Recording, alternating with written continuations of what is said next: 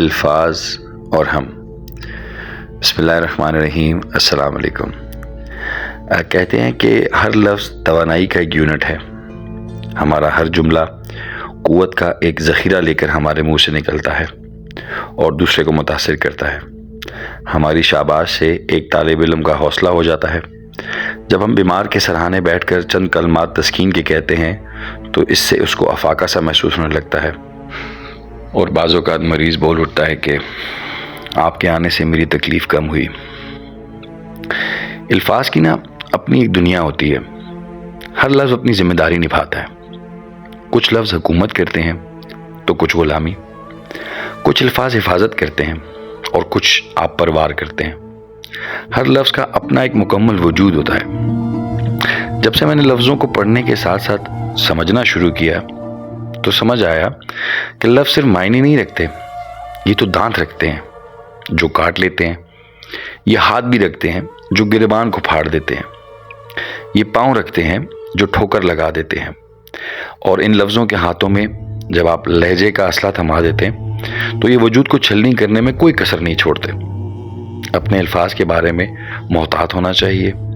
انہیں ادا کرنے سے پہلے سوچ لیں کہ یہ کسی کے وجود کو سمیٹیں گے یا کرچی کرچی کر دیں گے، کیونکہ یہ ہماری ادائیگی کے غلام ہیں اور ہم ان کے بادشاہ، اور بادشاہ اپنے رعایا کا ذمہ دار ہوتا ہے اور اپنے سے بڑے بادشاہ کو جواب دے بھی۔ وہ کہتے ہیں کہ اپنے الفاظ، اپنے اخلاق اور اپنے کردار کو ہمیشہ عمدہ رکھو، کیونکہ اس سے خون اور خاندان کی پہچان ہوتی ہے۔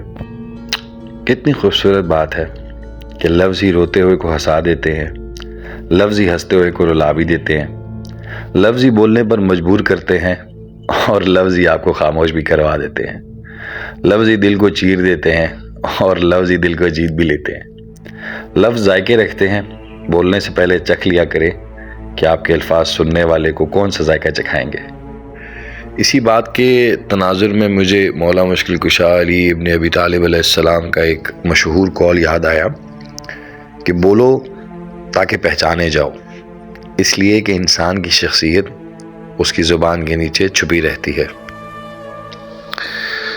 اشفاق احمد صاحب فرماتے ہیں کہ خوبصورت الفاظ کا انتخاب اور پھر ان کی صحیح ترتیب دل جیت لینے کا ایک آسان ترین نسخہ ہے۔